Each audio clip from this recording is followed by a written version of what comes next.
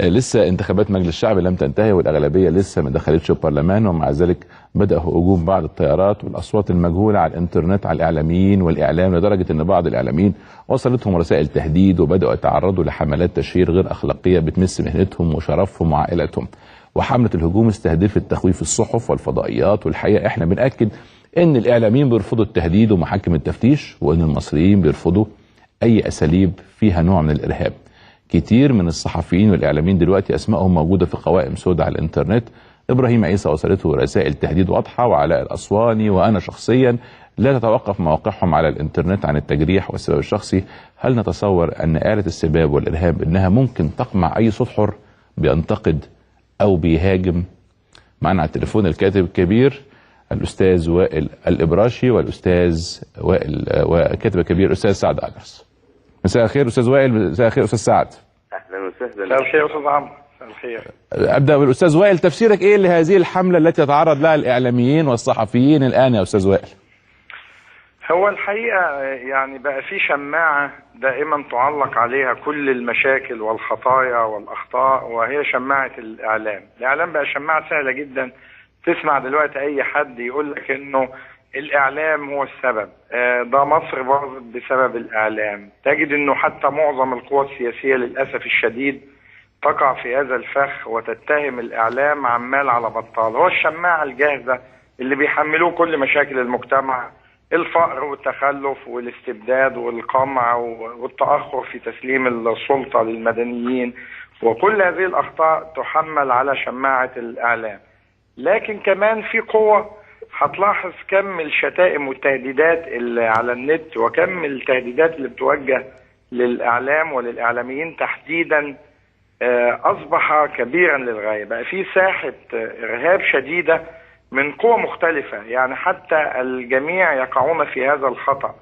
لكن حتى ما بتيجي في بعض التيارات السلفية، ومش كلهم للأمانة، لكن بعضهم انه حتى انك تستضيف شخصية سلفية وتواجهها ببعض الانتقادات تجد على النت مجموعة من الشتائم والتهديدات لا حصر لها.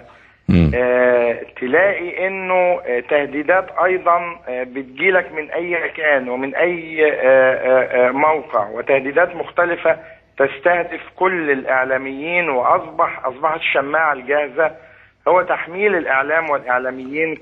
انت شخصيا تلقيت استاذ وائل تهديدات؟ نعم. هل تلقيت سباب او شتيمه او لا، احنا على طول بنتلقى تهديدات وبنتلقى شتائم وخطابات برضو بتجيلك، الخطابات برضو والشتيمه والحاجات دي كلها؟ لا، ده لا يتوقف. يعني ده لا يتوقف، وبنتعامل، يعني احنا لازم نتعامل معاه.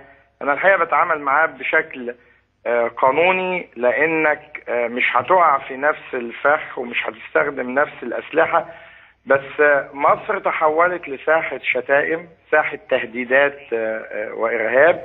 والحقيقه انه انا محتاج بقى في ده انه لازم تبقى في وقفه لحمايه الاعلام والاعلاميين من هذه التهديدات، حمايتهم بالقانون وبمواثيق الشرف، لانه الاعلامي يؤدي مهمته. يا سيدي لا تستطيع انك تؤيده، لا اطالبك انك تؤيد الاعلامي طول المدى، يمكن ان تختلف معه، لكن انه تبقى في ساحة تهديدات وشتائم توجه للجميع بهذا الشكل، الحقيقة ده يحتاج الى وقفة. صحيح. وقفة قانونية وثقافية واعلامية، وقفة مهنية.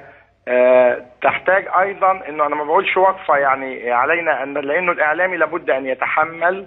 انت بتشتغل وهتتحمل الهجوم دائما، وكثيرا ما نتعرض للهجوم والتهديدات، لكن التهديدات زادت عن حدها في الفتره دي وصلت الى التهديد وصلت الى التهديد بالقتل اظن يا وائل. عشان كده انا معايا الاستاذ سعد هجرس استاذنا طبعا على التليفون، نسمع منه دور الجماعه الصحفيه في حمايه الاعلاميين والصحفيين. يا استاذ سعد مساء الخير. مساء الخير يا استاذ عمرو. يعني انا بضيف لكلام صديقنا وائل انه احنا في مرحله صعبه جدا، وانه ده جزء من حاله الصراع السياسي اللي موجود في البلد، وانه في بعض القوى السياسيه سواء من النظام القديم او القوى السياسيه اللي عاوزه تقفز على ثوره 25 يناير تريد أن تفرض توجهاتها بالقوة وليس بالإقناع، وتحاول أنها، وده الخطير في المسألة، وهذا العنف اللفظي حتى الآن ضد الجماعة الصحفية هو جزء من هذه الحملة لمحاولة ترويع الناس وترويع الإعلاميين ومحاولة فرض وجهة نظر سياسية بالدراع إذا جاز التعبير. واحنا شايفين انه في قوى سياسية سواء من النظام القديم او من التي تقفز الان على سطح الحياة السياسية المصرية غير مؤمنة بالديمقراطية اصلا وغير مؤمنة بالحوار، ويزعجها جدا ان يكون هناك اعلام يكشف الحقائق ويناقش افكارها. واذا كان احنا كجماعة اعلامية بنحاول ان احنا هذه القوى، لن احنا شغلتنا اصلا في الاعلام ان احنا بنقدم الرأي والرأي الاخر، وبنسلط الضوء على ما هو موجود، ما بنألفش حاجة. انما هذه الجماعات سواء القديمة او الجديدة عندها ايديولوجية ثابتة، الا وهي اما انا او الطوفان، انه الاقتراب مني ممنوع، ان كلامي مقدس. يضاف الى ذلك انه بعض الجماعات الجديدة التي تحاول ان تقفز على الثورة، وهي الجماعات التي تتاجر بالدين، بتحاول انها تعمل شكل من اشكال التماهي بينها وبين الدين. يعني هي جماعة اسلامية فليكن، انما تحاول انها تعتبر اي هجوم عليها او اي نقد ليها نقد للدين، وهذا ليس صحيح. وبالتالي المسألة مسألة فيها جانب فكري، فيها جانب سياسي. اما بالنسبة لنا احنا كصحفيين، وبرضه في تهديدات من الفلول برضه يا استاذ سعد. نعم، تهديدات من الفلول برضه، ومن عشان كده قلت من النظام القديم ومن النظام الجديد، دي لها دوافع ودي لها دوافع، دي لها منطق ودي لها منطق. طب.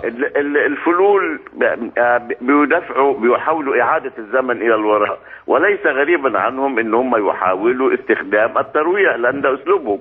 الجديد هو إنه في قوة أخرى بتحاول إنها تقفز على ثورة 25 يناير بتستخدم نفس المنطق ولكن من منطلقات أخرى. طيب. احنا بقى من يحمينا؟ من يحمي الاعلامي ومن يحمي الصحفي؟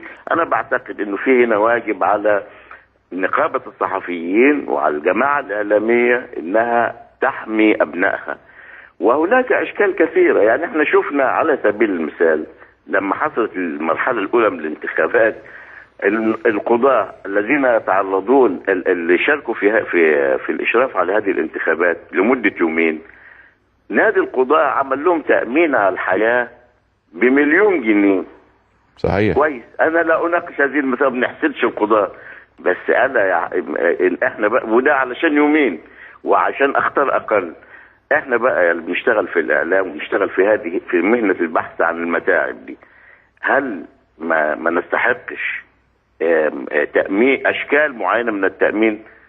اعتقد ان ديت مسألة عايزة مناقشة، واعتقد ان نقابة الصحفيين بالذات واجب عليها انها تبحث هذه المسألة، علشان انه الصحفي لا يرتعش القلم في ايده، الاعلامي لا يرتعش الميكروفون في ايده. صحيح. طب استاذ وائل ابراشي، استاذ سعد هاجر، السؤال لحضراتكم انتوا الاثنين، واخد الاستاذ وائل الاول. الاعلاميين دلوقتي اللي بيتعرضوا لتهديدات بالقتل وخطابات ورسائل SMS وغيره، يلجأوا لمين؟ للقضاء ولا للنقابة ولا لمين؟ استاذ وائل اتفضل.